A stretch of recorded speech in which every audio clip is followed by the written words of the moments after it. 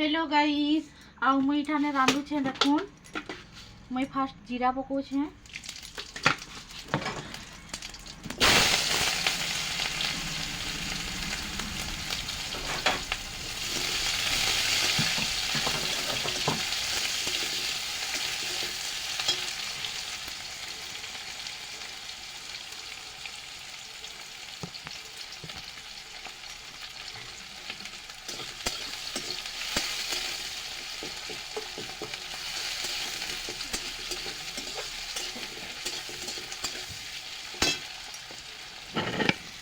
Hello guys अब मैं आज का चिकेन रांधबी तो मोर स्टाइल रे केनता रांधसी जे मुई रांधि करी आपन मान के देखाबी। तो केनता केनता रांधबी जे जोन देखमा मोर स्टाइल रे मुई ही रांधसी तो मुई देखाबी आपन मान के। आ मैं सखालु किछि ब्लॉग ही नहीं बने जेहेतु टिके टाइम नहीं हला कल अष्टपहरी जाइथिनु बोली किना टिके टायर्ड फील हला बोली किना तो मैं एखन काना रांधु छे जे आपन मन के देखे देबी किंतु भात हे साला न ऑलरेडी।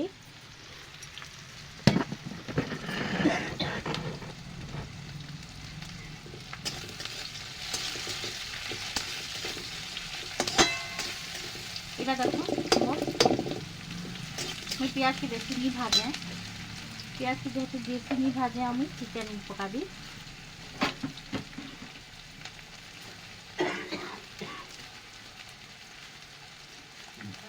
ओ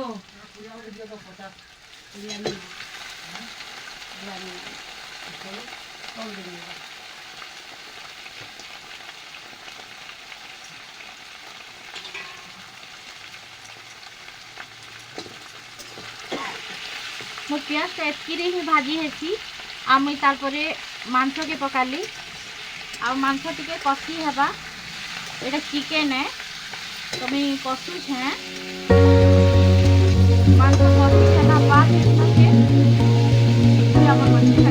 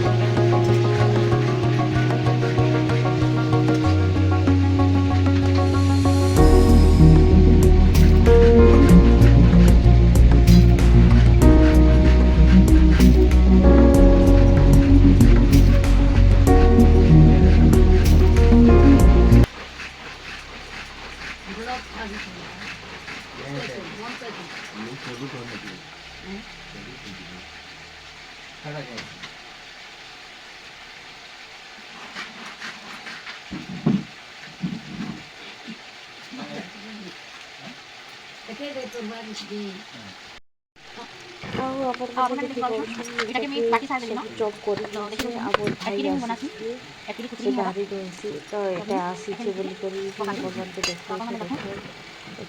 जॉब करबे आटा तो एमती ही देखे रांधे मसला नहीं मसला बाटी देसन भी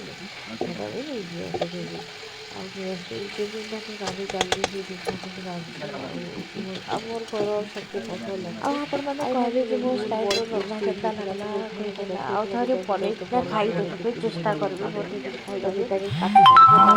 ଯଦି ଭଲ ଲାଗ୍ବା ଭିଡ଼ିଓଟା ତ ଲାଇକ୍ କରିଦେବେ ସେୟାର କରିଦେବେ ଆଉ ସବସ୍କ୍ରାଇବ୍ କରିଦେବେ। ଆଉ ମୁଇଁ ଥରେ କେନ୍ସି ବ୍ଲଗ୍ ଯିବନି ତ ଇ ଚିକେନ୍ ରାନ୍ଧିବିଟା ହିଁ ମୁଇଁ ଛାଡ଼ି ଦେଇଛେ।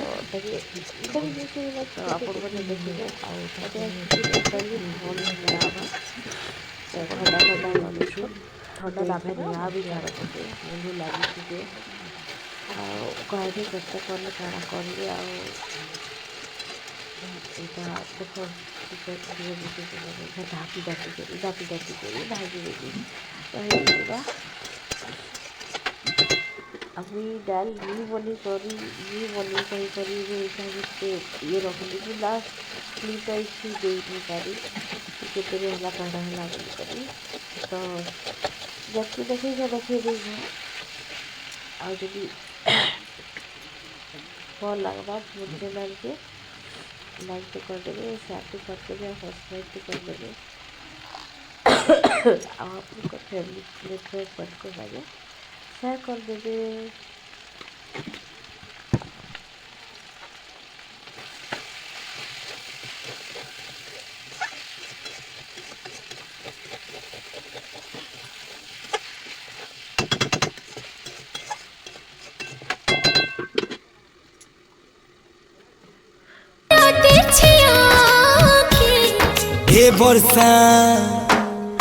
ए वर्षा टिके हाउले हाउले नहीं सताबू मोर फुलै के लाड़ गेले वर्षा टिके हाउले हाउले थमी जीबू मोर पगला आइला बेले।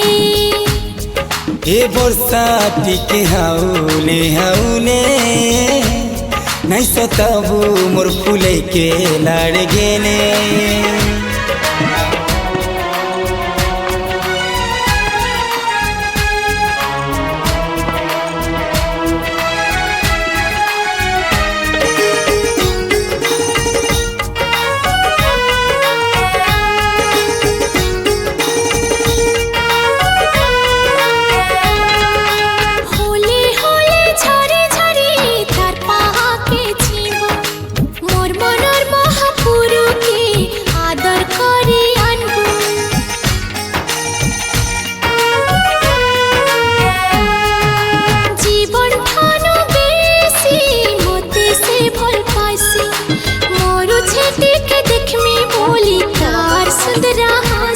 रानी से मो सुना कनिया गेले से मो आखिर निंदिया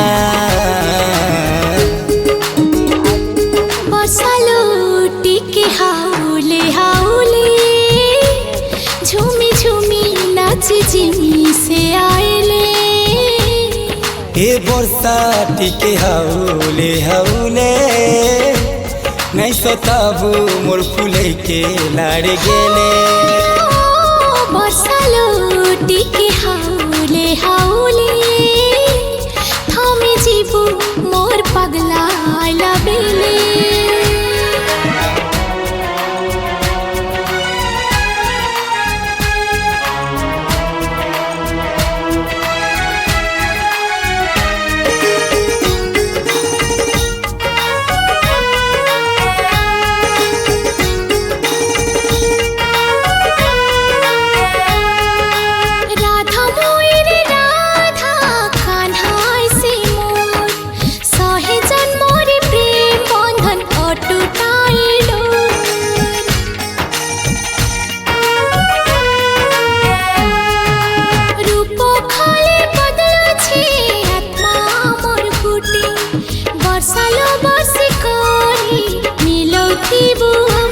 जेबे जेबे चमकुती बा बिजली हमर मिलन साखी रहे बाई घड़ी।